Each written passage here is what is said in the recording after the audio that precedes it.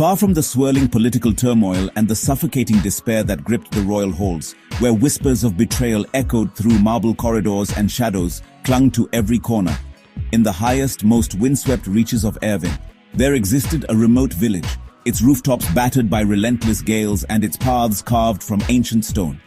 Here, the Skyreach orphanage stood, a sanctuary perched atop a lonely plateau, shrouded in mist and legend, its walls weathered by centuries of storms and secrets.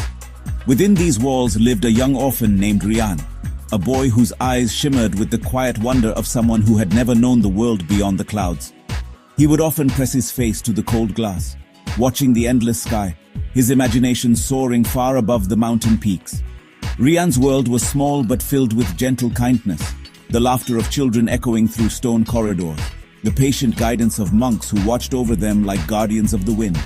The orphanage was alive with the warmth of shared meals, whispered stories by candlelight, and the soft chanting of prayers carried away by the breeze.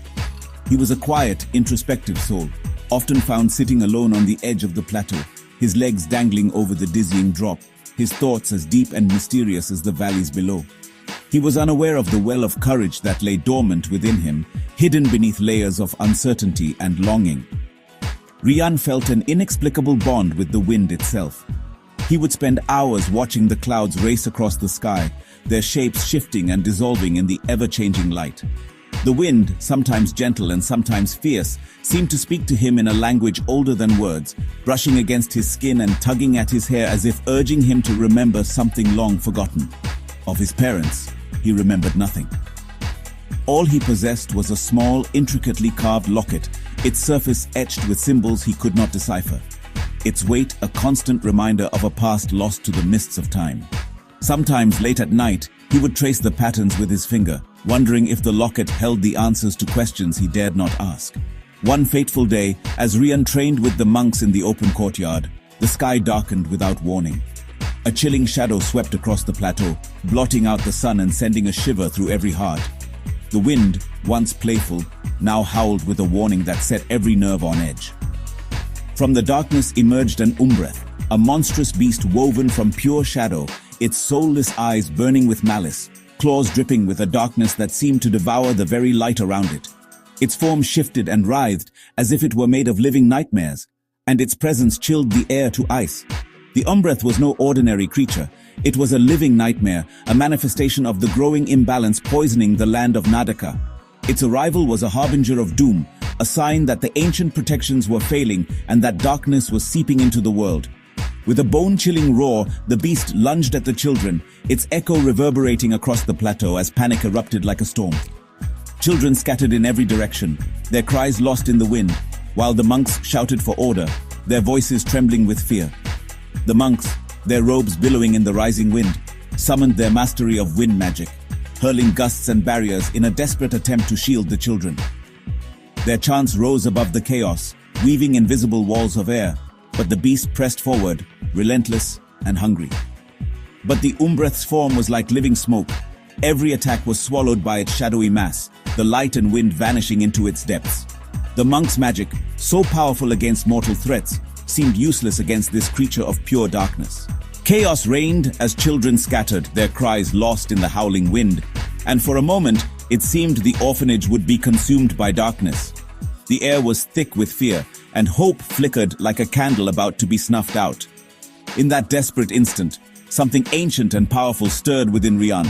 His eyes flashed with a light he had never known, a spark of something greater than himself awakening deep inside. As the Umbreth closed in, a mighty gust of wind exploded from Ryan, not from his hands but from the very core of his being, shielding his friends in a swirling vortex of air. The force was wild and untamed, a storm born of desperation and instinct. The raw, untamed force slammed into the shadow beast, staggering it and forcing it back, if only for a moment. The air crackled with energy, and for the first time the Umbreth faltered, its form flickering in the gale.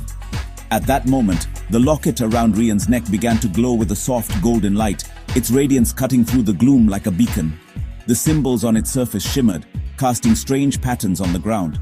Master Elara, the wise and watchful head monk, saw the light and her eyes widened in sudden realization, her breath catching in her throat. She recognized the impossible, the miraculous, unfolding before her. She recognized the symbol etched into the locket. It was the ancient royal crest of the House of Mahavir, lost to legend, a mark unseen for generations and believed to have vanished with the fall of the last king. Rian was not just another orphan. He was the lost son of the fallen king, the true heir to Nadaka's shattered throne. In that moment, the weight of destiny settled upon his shoulders, heavy and undeniable. The locket's light flared, pushing the Umbreth back, its shadowy form dissolving into mist as it retreated, vanquished for now but not destroyed. The golden glow lingered, a promise that hope was not yet lost. After the chaos subsided, Master Elara, still trembling from the ordeal, gently took Rian aside. Her voice was both grave and full of hope, her hands steady as she guided him to a quiet chamber filled with ancient relics and the scent of old parchment. She revealed the truth of his lineage, unrolling ancient scrolls and opening dusty tomes that spoke of the royal family's unique bond with the elements, beginning with the light. The stories told of heroes and sacrifices, of a power that could heal or destroy. Elara told him of his father's tragic fall, the theft of the core bangle, and the 5 elemental runes, each a key to restoring balance and revealing the artifact's hidden location. She spoke of ancient prophecies and the darkness that now threatened to consume their world. The locket, she explained, was the key of light, the first and most vital piece of the puzzle that could save Nadaka. Its glow was a sign that the time of reckoning had come and that Rian alone could unlock the path forward.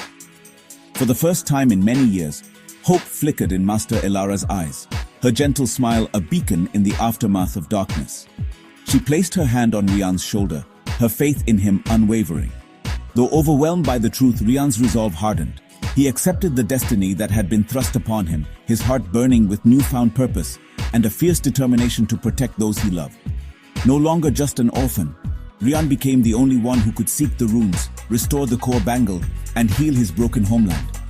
And so, with the wind at his back and hope in his heart, he set forth on a journey that would shape the fate of Nadaka. To be continued, and stay tuned.